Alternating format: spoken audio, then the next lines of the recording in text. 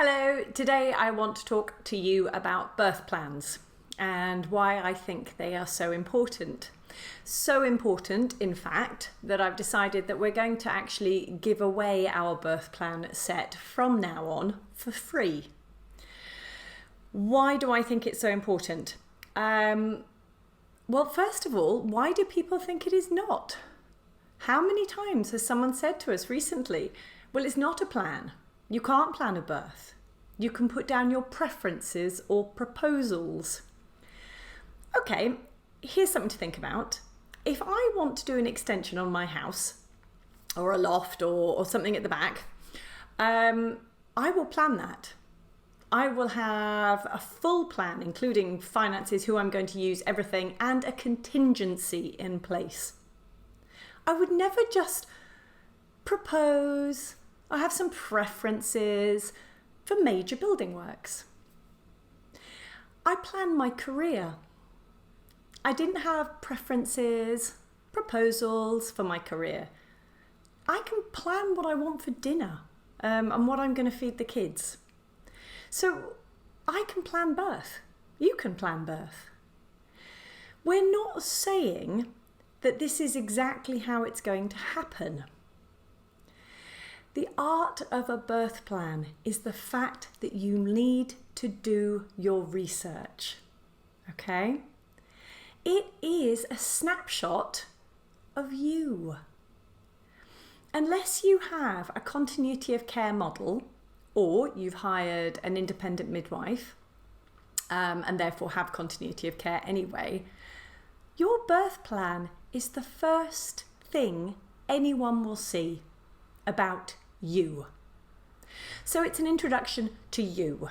And this is where you're going to put down anything from, this is my third birth, my previous birth was very easy, was traumatic, I am a survivor of abuse, anything that's important for them to know about you. Then you're going to write down how you want your birth to go. Where do you want to give birth? Home, midwife-led unit, obstetric unit. Who do you want attending you? Who's going to be there? You then get to write down everything else you want, from birth pools to an extra doula to freedom of movement to comfort measures to pain relief. But you're not going to be able to write this down without figuring it out first. So you go and you do your homework. What do you know about caesarean at this point? If you found yourself saying, I would like to give birth in hospital because it's safer, what do you mean by that? Is it safer because of what you've seen on the telly or what you believe to be true from the knowledge you have at present? Do you need more knowledge? Because I can tell you that home birth is just as safe as giving birth in a midwife-led unit. And I know that because I've researched it. So what do you need to learn to create your birth plan? What do you know about forceps or ventouse or episiotomy? What have you learnt? Have you been learning skills and drills to see you through the power of labour and birth? What are your plans for straight after the birth? Is your birth partner going to be okay with cutting the cord or seeing any blood? All of these things you need to go away and consider. And then once you've considered them, you can write them onto your birth plan. Now, your birth plan should really be one sheet. In the package we're giving away, it is an editable birth plan, but it is on one sheet. It's not that I'm saying you should limit yourself, but it's more a case of when you actually go into a hospital, you know, the staff are really busy. They need to be able to look at this one sheet and get an idea of you, a snapshot of who you are, what you're intending to happen, what you want. Now, you set your main preference for how you see your birth, how you want your birth to occur. But things change. And that's, I think, where the birth plan comes into its own.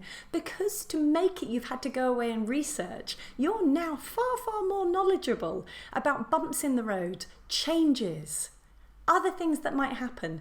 So when you create birth plan A, you're actually going to be creating birth plan B, C, D, all the way down. And it's important that you have that, because birth is very fluid and things may change. I mean, you may have your birth absolutely planned out and it happens that way completely. But it may look very, very different. But the more you know, the more you've learned, well, if it does take a different path, you will be fine with that. Because you'll be able to have intelligent conversations with your care team and understand what they're saying and know how to pause, consider, and move on. So, we're giving it away free. Download it, use it, all right? We're giving you the options that you might want to consider. They're not exhaustive, but it will give you an idea of things you might want to consider. You can then see a mocked up birth plan, so you can see it in action. And then you've got this template that you'll need to download Adobe Acrobat for. And then once you've done that, you can just go in and type straight into it. Okay, if you're not much one for laptops, obviously you can just print it off and handwrite it in, and then this birth plan will go in your notes.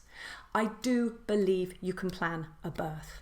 I do believe that you can roll with the changes that might occur. And just as an after note, I remember when Meghan Markle gave birth, and a leading obstetrician was really critical of the way she had planned her birth, which is outrageous, really. And there was absolutely no right to him being critical. But what bothered me the most was the fact that she'd planned a home birth and then went on to birth in the midwife-led unit, from what I gather. There was nothing wrong with the fact that her plans changed, but it was almost spoken about in gleeful terms. Her plans changed. She didn't get what she wanted. It was almost as if people were saying, well, she'd been a bit of a birthzilla and it didn't work out. Well, come on, guys, that's not good enough at all, is it? Her plans changed. She responded accordingly and she had a great birth. I trust for her. So, get planning, get reading, learn about all the options you have. Write it down, put it in the birth notes, and see how you go. It might work out exactly the way you want it. It might change. And if it changes, no problem, because you will have the skills and the knowledge to be able to roll with it. I hope you like it.